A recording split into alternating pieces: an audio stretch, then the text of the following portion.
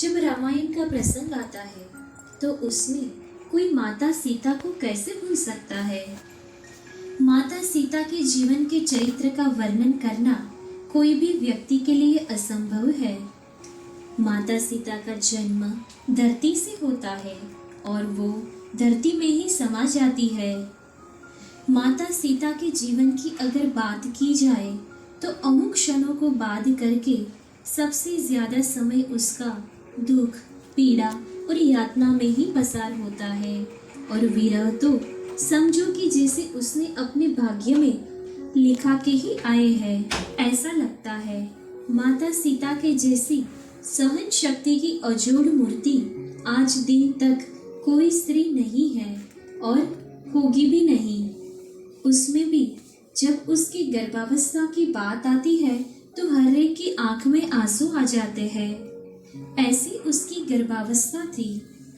जैसी पीड़ा, जैसा दुख, जैसा विरह माता सीता ने अपनी गर्भावस्था में सहन किया है, ऐसा दुख, पीड़ा, यातना आज दिन तक कोई भी स्त्री ने सहन नहीं किया होगा।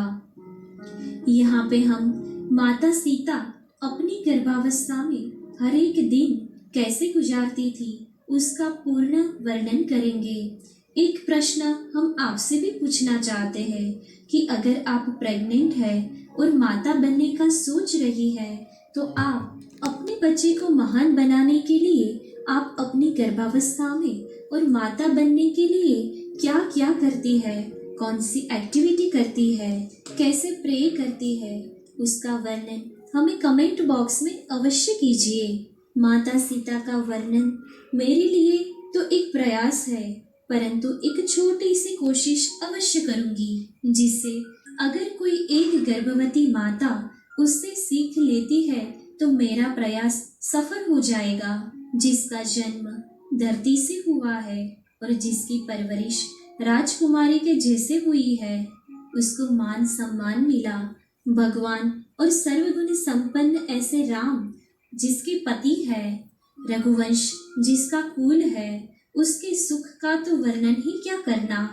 फिर भी जब भगवान जैसे भगवान राम को जब घर छोड़ के वनवास जाना पड़ता है तब माता सीता बिना संकोच अपना पति धर्म हंसते हंसते निभाती है और वो कांटेदार रास्ते को पसंद करती है।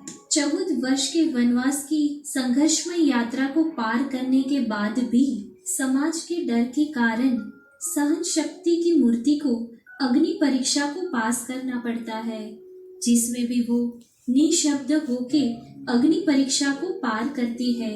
यहाँ पे उसको दुख, यातना, पीड़ा, कष्ट कम नहीं होता है। थोड़े समय के बाद माता सीता गर्भवती होती है। फिर भी अमुक लोग की बात सुनने के बाद राजा राम, परिवार और समाज के द्वारा उसको त्याग दिया जाता है। गर्भावस्था के दौरान माता सीता को वैसे ही छोड़ दिया जाता है।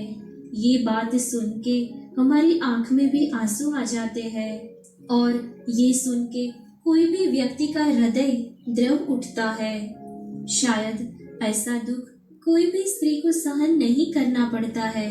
यहाँ पे ज्यादातर गर्भवती स्त्री का खास ध्यान रखा जाता है और गर्भवती माता के खान पान से लेके उसकी पूरी दिनचर्या का खास ध्यान रखा जाता है।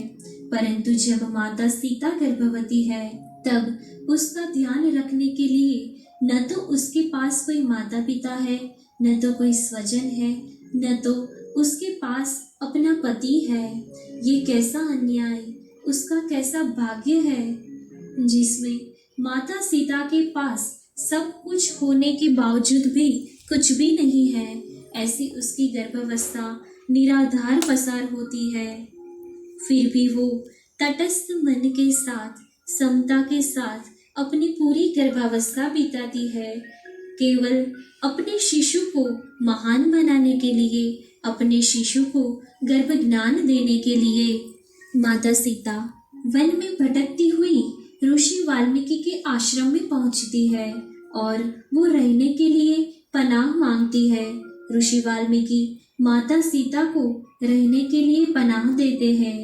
इतनी सारी पीड़ा, यातना, दुख और विरह होने के बावजूद भी माता सीता गर्भ में पल रहे छोटे से फूल के लिए तटस्थ मन के साथ वन में रह के गर्भ में पल रहे शिशु का ध्यान रखती है। एक बार माता सीता दुख विरह में जूझती है, तब ऋषि वाल्मीकि माता सीता को समझाते हैं कि जो अगर आपने ऐसे ही विरह यातना में आपके दिन पसार किए तो उसकी सीधी असर गर्भ में पल रहे शिशु पर होगी और वो भी उतना ही दुख और पीड़ा अनुभव करेंगे जैसे आप करते हो। आपको आपके लिए नहीं परंतु आपके शिशु के लिए, आपके कुल के लिए और विश्व के कल्याण के लिए आपको आपके मन को वमलों से बाहर निकाल के समता में रह के गर्भस्थ शिशु को गर्भ ज्ञान से गर्भ संस्कार देना ही पड़ेगा। माता सीता जब राजा राम के विरह से बाहर नहीं निकल पाती, तब ऋषि वाल्मीकि माता सीता को समझाते हैं कि राजा राम तो पुरुषोत्तम है, प्रजा के कल्याण के लिए, विश्व के कल्याण के लिए वो तो आगे बढ़ ही जाएंगे और दुख विरह को भूल के प्रजा की सेवा में अपना जीवन आगे बिताते रहेंगे।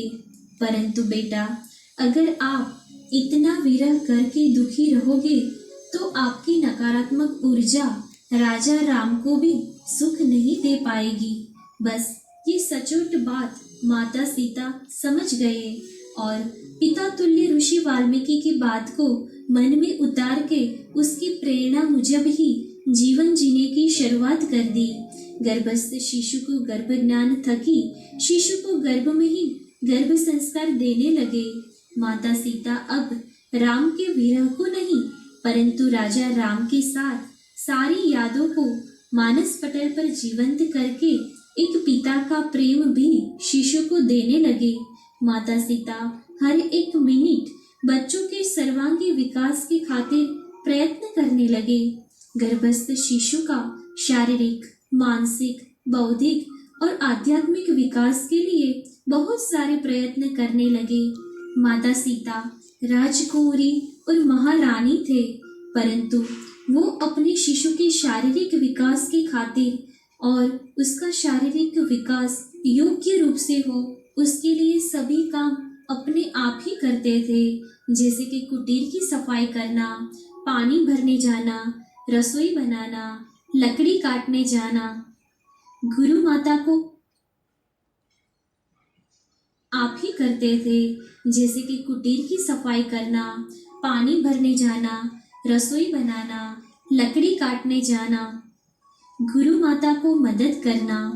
ऐसे सारे काम वो खुद ईमानदारी से करते थे, जिससे उसका शरीर भी कसता था, जिसकी असर गर्भस्थ शिशु पर पड़ती है और लवकुश शारीरिक रूप से मजबूत, तंदुरुस्त और निरोगी होते हैं।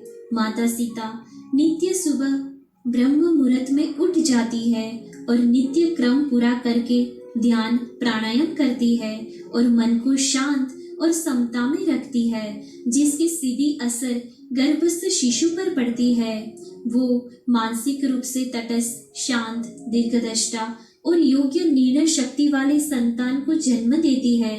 माता सीता ऋषि वाल्मीकि के पास जाके नित्य कथा श्रवण और महान व्यक्ति के चरित्र की बातें सुनती है, राजा राम के चरित्र का चिंतन करती है। इसीलिए शिशु का आध्यात्मिक विकास भी गर्भ में ही हो गया। माता सीता ने ऋषि वाल्मीकि के आश्रम में आश्रय लिया था, जिसका ऋण वो अपने आप पर नहीं चढ़ाना चाहती थी। इसीलिए माता सीता आश्रम में ऋषि कन्याओं को विद्या दान देती थी। उसके बदले में जो कुछ अनाज और जीवन जीने की वस्तुएं की जरूरत पड़ती थी, वो उसमें से ही वो प्राप्त करती थी और अपने गर्भ में पल रहे शिशु का गुजरान चलाती थी। माता सीता की गर्भावस्था के दौरान ऐसी आत्मनिर्भरता की नीति के कारण ही शिशु आत्मनिर्भर, महान ज्ञानी, स्पष्ट वक्ता, दानवीर, पराक्रमी बने। और उसके सारे बौद्धिक गुण गर्भ में ही विकास हुए। ऋषि वाल्मीकि माता सीता के गर्भ में पल रहे शिशु को गर्भ ज्ञान देने के लिए और शिशु को सर्वगुण संपन्न महान पुरुषोत्तम बनाने के लिए माता सीता को वेद, पुराण, वार्ता, कथा सुनाते थे और संपूर्ण आत्मा का ज्ञान भी देते थे, जो माता सीता तटस्थ मन से ध्यान से सुनती थी और जीवन में उतारती भी थी। इसीलिए उसकी सीधी असर गर्भस्थ शिशु पर होती है, जिसके कारण लवकुश गर्भज्ञान लेके ही महान ज्ञानी सर्वज्ञानी होते हैं। माता सीता राजकुमारी और महारानी थे, उसके बावजूद भी वो अपने जीवन में आने वाले हर एक दुख को सहन करके आगे बढ़ते थे और मन को विचलित बिल्कुल नहीं करते थे, जिसके कारण उसकी कुख से जन्म धारण करने वाले लवकुश भी निर्लोभी, निरअभिमानी, तटस्थ, अनुरागी, आस्तिक हुए। माता सीता शिशु के साथ गर्भ संवाद थकी राजा राम के साहस पराक्रम की बातें भी उसको सुनाती थी। इसके कारण जो शिशु गर्भ में पढ़ रहे थे वो गर्भ ज्ञान से ही पराक्रमी, शूरवीर, साहसी, निडर बने। माता सीता अपनी गर्भावस्था को बहुत ही साहजिक, सचेत और समता में रह के पसार की, जिसके परिणाम से अति महान, सर्वगुण संपन्न, अति उत्तम और अति श्रेष्ठ ऐसे महान शिशु लव कुश को उसने जन्म दिया। माता सीता का संपूर्ण जीवन हर एक स्त्री के लिए प्रेरणादायी है। कोई भी स्त्री के जीवन में जब कोई दुख आता है और अपने जीवन से हार जाती है, आत्महत्या का विचार लाती है, तब कोई स्त्री अगर माता सीता के जीवन की एक क्षण को भी याद कर ले तो अपना दुख वो पल भर में ही भूल जाएगी। ऐसा उसका जीवन था।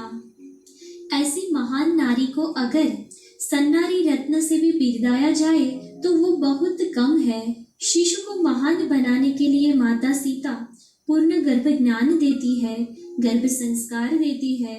इसीलिए जन्म होता है सारे गुणों से पूर्ण ऐसे लव कुश का, जिसका पिता राम हो और जिसकी माता सीता हो।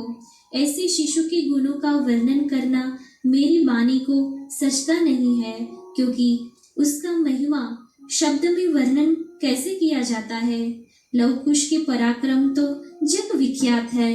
लव कुश द्वारा गाई हुई उत्तर रामायण को कोई कैसे भूल सकता है, जिसके शब्दों से अयोध्या की प्रजा, महान ऋषियों, कुल गुरुओं, माताओं, हर एक प्रजा और पुरुषोत्तम ऐसे राम के आंख में से आंसू निकल जाते हैं। ऐसे शब्दों के साथ धरती को भी हिलाने वाले बच्चे तभी जन्म धारण कर सकते हैं जब उसकी माता में संपूर्ण सामर्थ्य हो, गर्भ संस्कार से गर्भ ज्ञान देने की क्षमता और ममता हो, दुख और विरह को जीने की शक्ति हो। ये सब शक्य बना हो तो सिर्फ माता सीता के दृढ़ मनोबल से, दृढ़ निश्चय से, गर्भ ज्ञान देने की सही रीत से। क्या हम माता सीता के जीवन में से थोड़ी सी प्रेरणा नहीं ले सकते? क्या हम अपने शिशु को गर्भ ज्ञान देके महान नहीं बना सकते? जो आपका जवाब हाँ है तो हर एक गर्भवती और जो माता बनने की सोच रही है वो हर एक स्त्री माता सीता के जीवन में से अवश्य प्रेरणा ले। अगर आपको हमारी ये माहिती योग्य और सचोट लगी हो तो दूसरों के साथ शेयर करके उसका जीवन भी उजागर करें। धन्यवाद।